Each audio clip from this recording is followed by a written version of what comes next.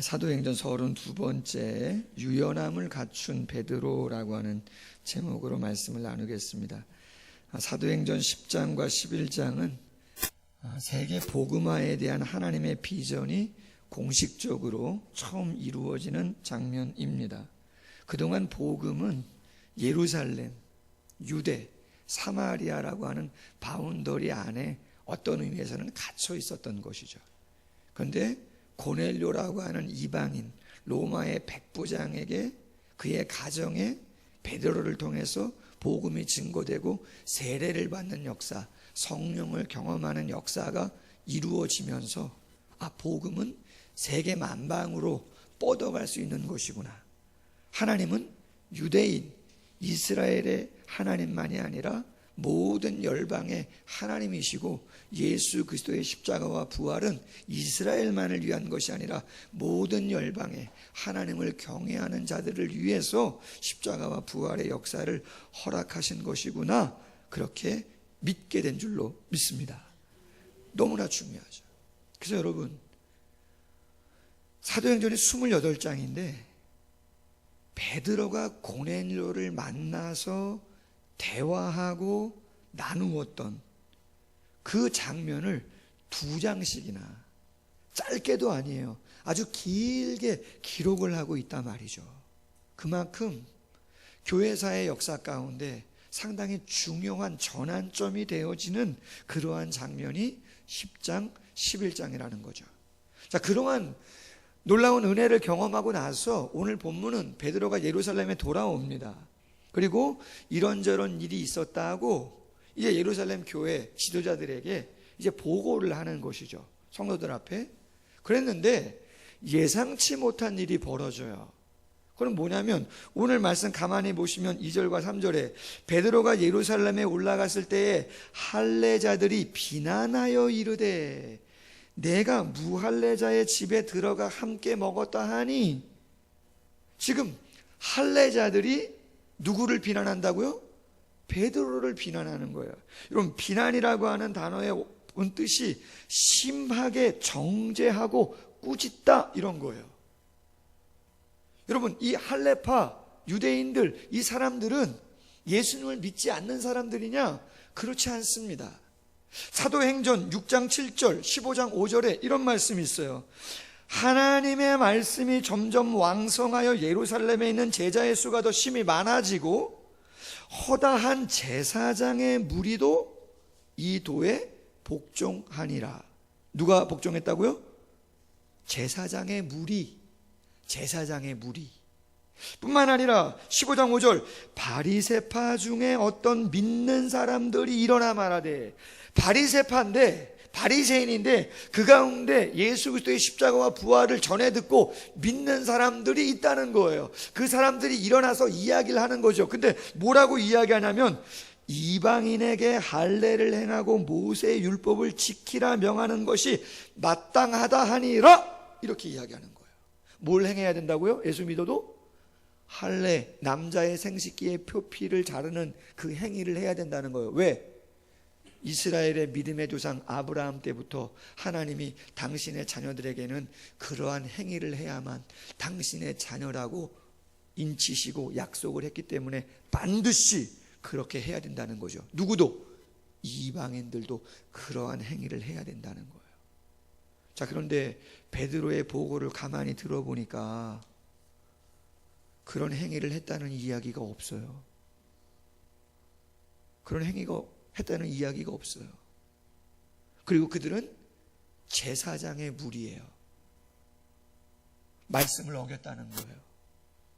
막 정죄하고 비난을 쏟아 붓는 것이죠. 그럼 여러분, 정말 성경 말씀에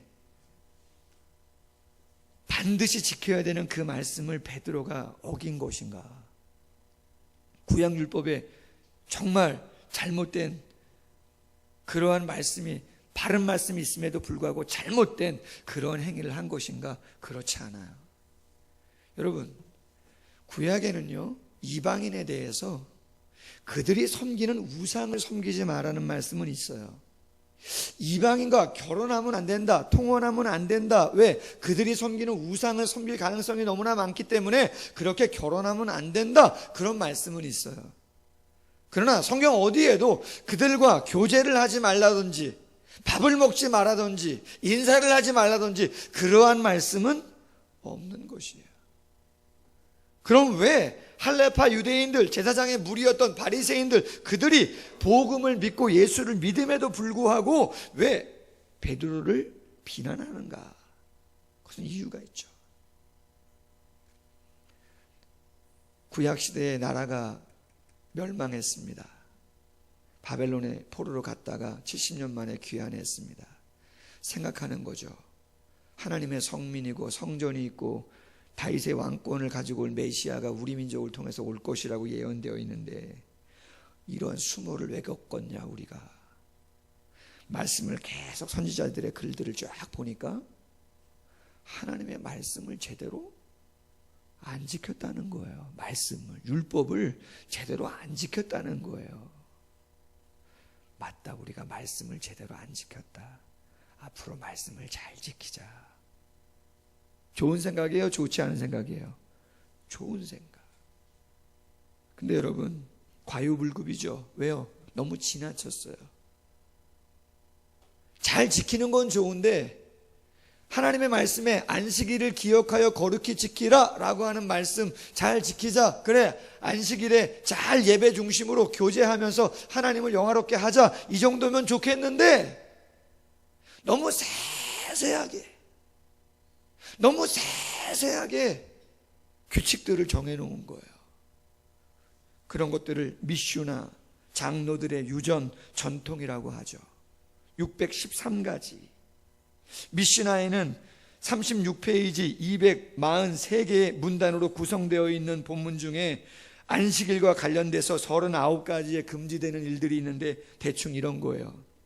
씨 뿌리기, 쟁기질, 빵 굽기, 매듭 묶기, 2글자 이상 쓰거나 지우기. 2글자 이상 쓰거나 지워도 안식일을 어떻게 하는 거라고요? 범하는 거라는 거예요. 불 끄기, 불 지피기, 망치로 두드리기. 안식일에 집 나르는 일, 그건 노동이기 때문에 안 된다, 금지했어요. 근데 그분들은 더 이야기합니다. 그러면 짐이 뭐냐? 이게 짐이냐, 강대상이 짐이냐, 가방이 짐이냐, 짐의 무게가 어느 정도냐, 거기까지 생각한 거죠. 성경에 없어요. 그들이 정했어요. 한 잔 이상의 술, 상처에 바르는 데 필요한 정도 이상의 꿀, 예식에 필요한 정도 이상의 기름, 재미난 것은 알파벳 2글자 이상을 쓸 수 있는 잉크. 말이 됩니까? 펜을 하나 만들고도 남을 정도의 갈대. 심지어는 안식일에 병 고치는 것도 뭐라고 봤어요? 일하는 거라고 봐가지고 병자들도 고치지 않죠.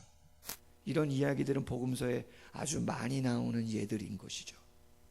무슨 얘기예요?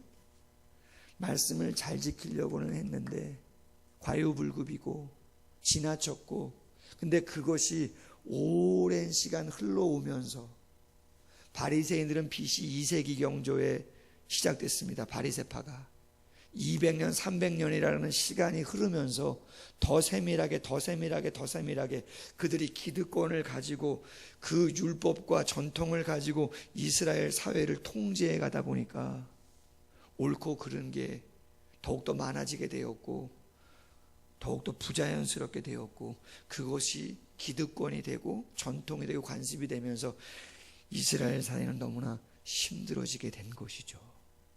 복음을 받았음에도 불구하고, 복음은 자유인데 좋은 의미의 기쁨이고 감사인데 그 기쁨과 감사를 전혀 누리지 못하게 된 것이죠. 그리고 예루살렘 교회도 그들이 한 무리로서 존재하다 보니까, 기득권 세력으로 존재하다 보니까 이건 되고 저건 안 되고 많은 것들을 자기들이 결정하는 그러한 부분들이 생기게 된 것이죠. 서울에 있는 한 대형 교회가 실제로 겪은 일입니다. 여러분, 이단 중에 구원파 아시죠? 그 구원파 얼마나 안타까워요. 이단이죠. 근데 그 이단에서 열심히 핵심적인 역할을 했던 몇 가정이, 핵심 멤버 몇 가정이 그 대형교회로 한꺼번에 개종을 해서 바른 복음, 바른 진리를 믿겠다고 들어온 거예요. 감사해요, 안 해요? 느낌 이상하죠? 감사한 일인데 감사할 수가 없어. 왜? 복음을 들은 건 감사하고 예수 믿는 건 감사인데 그분들이 너무나 오랜 시간 동안 쇠뇌를 당했어요. 쇠뇌를 당한 내용이 되게 많은데 그 중에 한 가지가 뭐냐면 이단들의 특징은 기성교회를 거의 다 비판합니다. 교육자뿐만 아니라 기성교회 성도님들이나 중직들이나 어떤 기성교회가 하는 어떠한 전통 속에서 행하는 많은 좋은 의미의 일들도 다 반대, 비판해요. 모르겠어요? 대낮인데 왜 불을 밝히는 거예요? 굳이 밤에 네온사인을 할 이유가 있습니까? 전기세 많이 나가는데. 꼭 주일날 식사를 해야 됩니까? 가난한 사람들도 많은데 그거 해가지고 구제하면 안 됩니까? 뭐 하나부터 10까지 주일학교회 때 무슨 선물을 준다 그러면 다 물량주의고 세속주의 아니냐 말이지. 왜 교회에서 그런 거를 재정을 그런 데 쓰냐 말이야. 주일학교에 오면 온 거지. 복음이 중요하고 핵심이 중요한 거지. 그런 거 왜 하느냐 그러면서 모든 것이 다 부정적이고 비판적인 거죠. 왜 그래요? 오랜 시간 속에서 그러한 것들을 듣고 하다 보니까 그러한 시각을 갖게 된 것이죠. 여러분, 왜 이런 말씀을 드리냐면 제 안에도 그런 게 있을 수 있다는 거예요. 이단은 아니지만 바른 목회자이지만 신학을 한 목회자이고 여러분들도 대한예수교회 장로교회 합동교단 바른 신학을 하고 있는 신앙을 갖고 있는 교회의 성도이지만 바리새인들도 처음에는 경건한 사람들이었어요. 구별된 사람들이었어요. 존경받는 사람들이었어요. 메시아 대망 사상을 가지고 기다림이 있는 사람들이었어요. 근데 200년, 300년의 시간이 흐르면서 그 사람들이 존경받고 힘이 세지고 권위가 있어지니까 그것을 가지고 더 세밀하게 이건 되고 안 되고 막 이렇게 하면서 많은 사람들을 힘들게 하고 통제하게 된 것이죠. 교회 안에 그러한 모습 있을 수 있는 거죠. 자, 그렇다면 이러한 어려움, 지금 복음이 예루살렘과 유대와 사마리아를 넘어서 땅끝까지 전파되어야 할, 할렐루야, 그러한 시점인데 그걸 지금 그러한 일을 첫 번째로 보고를 공식적으로 베드로가 하고 있는데 예루살렘 교회가 그것을 지금 비난하고 있으니 여기서 지금 회의가 잘못되면요, 삐그덕하면은 그 다음엔 이방인들을 받아들이기 어려운 상황인 거예요. 이 난간을 어떻게 헤쳐나가야 되는가? 두 가지예요. 첫 번째, 오늘 설교 제목, 유연함을 갖춘 베드로라고 하는 제목이죠. 여러분, 베드로 딱 그러면 어떤 이미지가 떠오릅니까? 베드로는 욱하는 사람 좀 아닙니까? 욱하는 사람, 그죠? 다혈질이죠. 예수님이 겟세마네 동산에서 마지막 기도하실 때 병사들이 와서 예수님을 잡아가려고 그러니까 누가 나서요? 베드로가 탁 나서잖아요. 그래서 대제사장 종 그 말고의 검을 빼가지고 그의 귀를 자르지 않습니까? 누가 했다고요? 베드로가 그런 사람이에요. 확 풍랑이 있는데 배가 막 깨질 것 같은데 누가 저쪽에서 막 바다 위를 걸어와요. 다른 사람은 유령이라 그러면서 막 두려워가지고 막 불벌벌 떨고 있는데 누가 나서요? 베드로가 나서서 뭐라 그래요? 주님, 주님이시라면 저에게 명하사 저도 바다 위를 좀 걷게 해주십시오. 할렐루야. 다른 사람은 두려워서 떨고 막 이러고 있는데 베드로가 딱 나서가지고 말이죠, 주님이시면 저에게 명하셔서 저도 바다를 좀 걷게 해달라고 말이죠. 대단한 사람이에요. 다혈질이죠. 욱하는 게 있어요. 더군다나 여러분, 베드로는요, 성령 받고 나서 변화되고 나서 그의 행적을 살펴보면 설교를 얼마나 능력 있게 했는지, 그건 뭐 성령의 역사겠지만 3,000명, 5,000명이 회개해요. 38년 된 병자 안진뱅이를 일으키고 중풍병자를 고치고, 다윗아 일어나라 그러니까 죽은 여인이 살아나고 말이죠. 할렐루야. 놀라운 역사죠. 그러면은 인간적으로 생각하면요, 헬라파 바리새인들 제사장의 무리가 좀 힘든 무리라 할지라도 어떻게 생각하면요, 무시할 수도 있고 권위로 눌러버릴 수도 있어요. 아니면 논쟁을 할 수도 있고요. 근데 오늘 성경이 보여주는 베드로의 모습은 전혀 그런 모습이 아니에요. 무시하거나 누르거나 무슨 막 같이 논쟁하거나 그런 게 아니라는 거죠. 4절 말씀, 여러분 4절 말씀 한번 보시겠어요? 베드로가 그들에게 이 일을 어떻게 했다고요? 차례로 설명하여. 이해가 안 되셨군요. 오해가 좀 있었군요. 제가 그냥 멋대로 한 게 아니에요. 주님의 음성이 있었어요. 하나님이 깨끗하다 하신 것을 속되다고 생각하지 말라고 3번씩이나 얘기했어요. 고넬료도 그냥 저를 보고 싶어서 사람을 보낸 게 아니고, 환상이 주의 사자가 그에게 나타나서 내가 어떻게 요바에 있는 걸 알고, 가이사랴에 있는 걸 알고 요바로 불러서 함께 이야기를 나누도록 그렇게 했어요. 그래서 가이사랴에서 같이 만나서 성령을 경험하고 그렇게 한 것이에요. 할렐루야.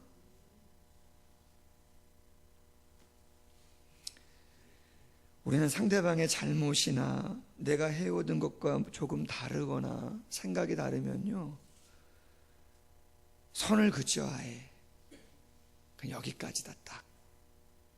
그리고 넘어가지도 않고 넘어오기를 원하지도 않죠. 그리고 내가 좀 불편하게 생각한 사람이 뭔가 실수를 하거나 잘못한 것 같다? 그러면 우리 성도님들은 착해서 그런 마음 안 갖지만 저기 누군가는 이때다 말이지. 내가 가만 놔두지 않겠단 말이지. 할렐루야. 그런 마음을 갖는 게 일반적인 세상 사람들의 마음이죠. 내가 한번 요번에 되게 한번 본때를 보여주겠다, 이런 거죠. 근데 오늘 본문에 베드로가 그렇게 하지 않아요. 제가 임직자 교육을 지금 하고 있는데, 이제 1월 달에 임직식인데요, 오늘 마지막 시간 교육을 받습니다. 교육 가운데 이런 내용이 있었어요. 리더에게 필요한 게 뭔가, 많은 것이 있지만 강함도 필요하겠지만 반대로 유연함이 좀 필요하다. 뭐가 필요하다고요? 유연함이 필요하다는 거죠.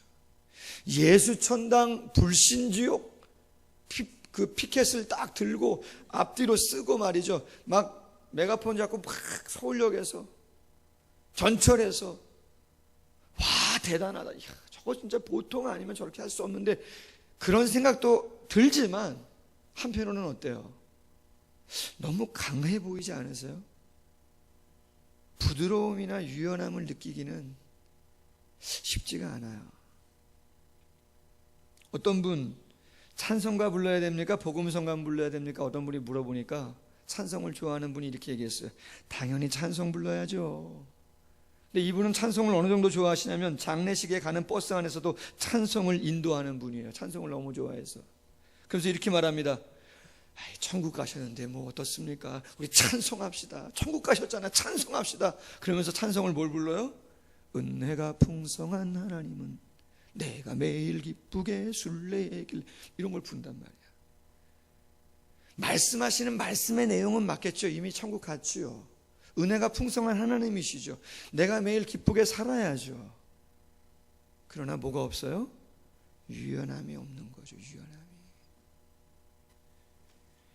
한번 말씀드렸나요? 간디, 비폭력 무저항 운동의 선구자, 대단하죠. 여러분, 그 간디의 아내가 죽었는데 왜 죽었는가? 아내가 심한 기관지염으로 고생하다가 생명의 위험을 느낀 적이 있었습니다. 근데 페니실린 주사를 한 대 맞아야 되는데 주사 그 자체를 뭐로 봤어요? 폭력으로 봤어요. 폭력으로. 그래서 자신의 아내가 죽어가는데도 불구하고 페니실린 주사 딱 한 대 맞으면 되는 건데 그걸 거부해버려서 그 아내가 어떻게 됐어요? 죽은 것이죠. 간디의 아내가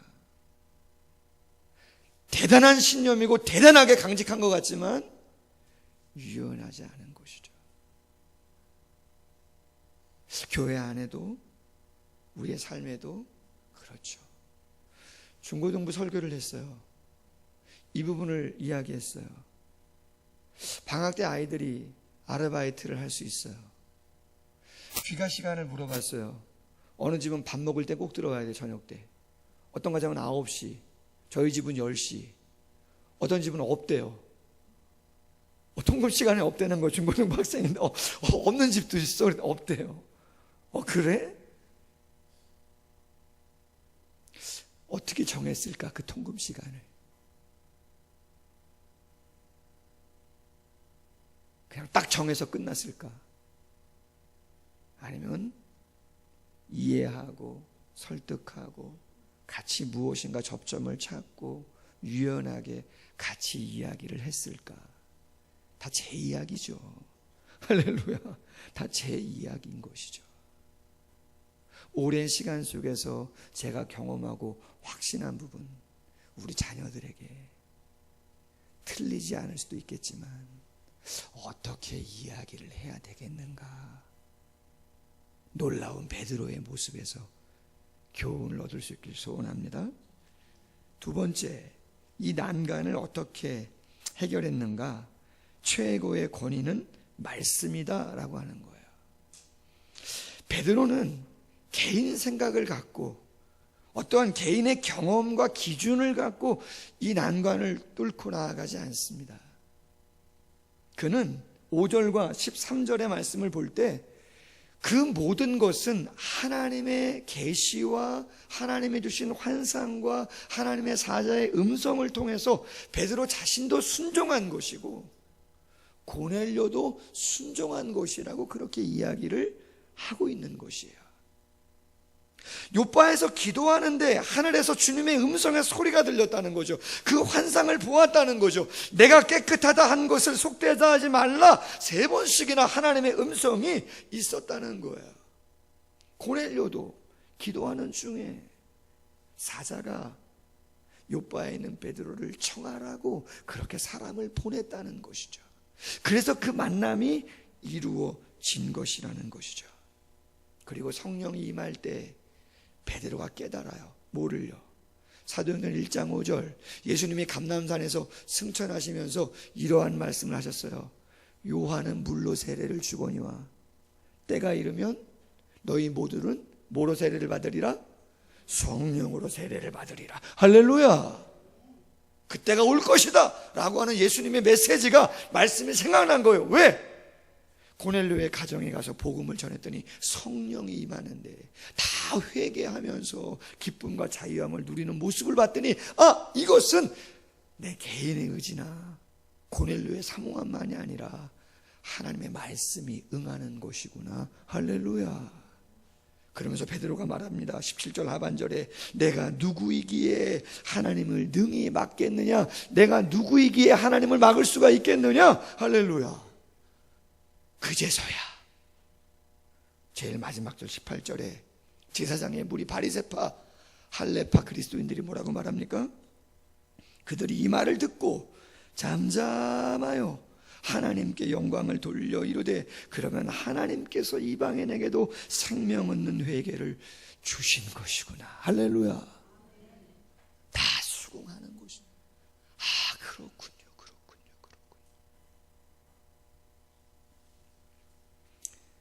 가정도 그렇습니다. 교회도 그렇습니다. 접점을 찾아가는 게 어렵죠.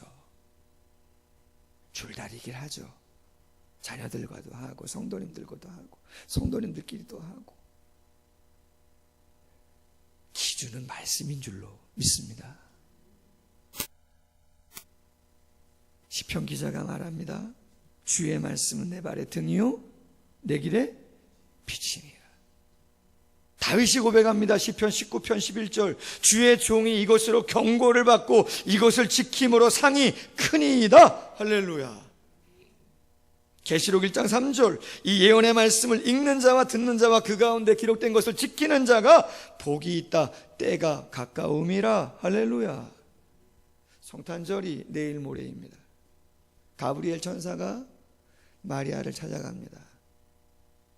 은총을 받은 자여, 하나님의 성령이 너를 덮으신다면 네가 결혼을 하지 않았지만 아이를 가질 것이다. 수태고지를 하죠. 깜짝 놀라죠.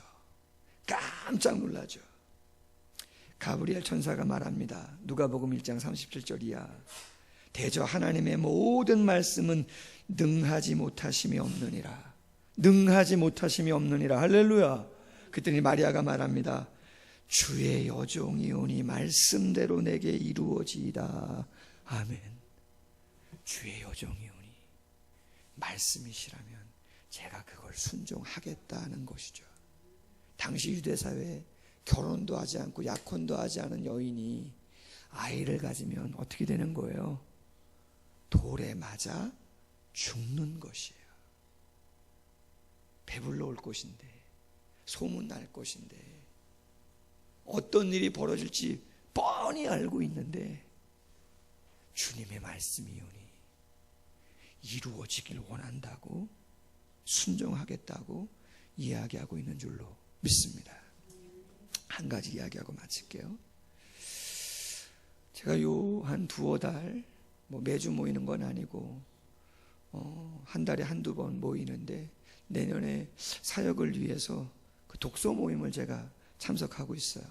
지난주 목요일 날도 독서 모임이 있어서 북클럽이 있어서 한번 다녀왔는데 교육자들이 모입니다. 목사님들이. 오디오북이 있어가지고 그 오디오북을 딱 틀어요. 그러면 책을 읽어주는 거예요. 그리고 챕터를 정해서 한 챕터씩 다 한 30분 40분 읽어요. 그리고 나서 자기가 느낀 거 깨달은 거 그런 것들을 나누는 거예요. 기도 제목을 삼고 내년에 한번 그러한 시간들을 구역이나 큐티방을 운영하려고 하는 지금 계획을 갖고 있는데 3월달 정도에 개강할 건데 한번 그때 조금 구체적으로 한번 말씀을 드리고요. 제가 참석을 했어요. 근데 요새 어떤 책을 읽냐면 팀 켈러라고 하는 목사님의 내가 만든 신이라고 하는 책이 있어요. 내가 만든 신. 근데 거기에 5가에 권력의지, 권력에 대한 내용이 나와요. 권력. 근데 권력을 뭐라고 표현하면 이렇게 표현했어요. 권력의지라고 하는 것은 두려움의 또 다른 얼굴이다. 그렇게 말했어요. 권력이 뭐라고요? 두려움의 또 다른 얼굴이라는 거죠. 저는 목회를 하면서 이런 생각을 해봤어요. 내가 지금 이야기한 이것이, 내가 주장한 이 의견이 만약 지금 채택이 되지 않거나 인정을 받지 못한다고 한다면 나는 무시받는 것이고, 어떤 경우에 내 입지는 좁아지는 것이고 나는 약화될 수 있다. 그래서 좀 더 강하게 이야기할 필요가 있고, 그 사람을 무시도 필요하다면 해야 될 것이고, 그래야만 내 입지가 견고하게 된다는 생각을, 죄송합니다 여러분, 목사이면서도 하게 되는 것이죠. 여러분 어떤지 모르겠어요. 그러나 여러분, 오늘 본문 속에서 베드로가 보여준 것은 그런 모습이 아니에요. 왜? 그는 권력 의지를 갖고 있지 않아요. 목사님들하고 이야기를 나눴는데 한 목사님이 이렇게 이야기해요. 권력이라는 것은 두려움의 또 다른 얼굴인데 세상 사람들은 그럴 수밖에 없지만 우리는 그러한 두려움을 갖고 있지 않다. 왜?